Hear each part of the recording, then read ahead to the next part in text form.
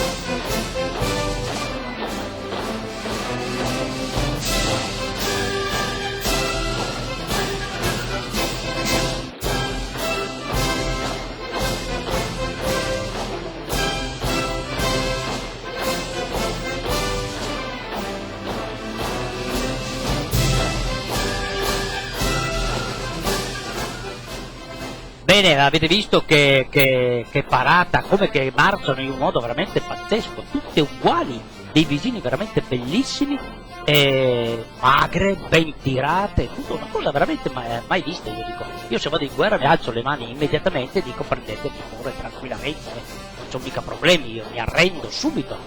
Io sono sicuro che le guerre non esistono più, finiscono le guerre immediatamente con gioielli così. Però vi ricordo che la prossima settimana vi voglio far vedere invece tutte le soldatesse del mondo.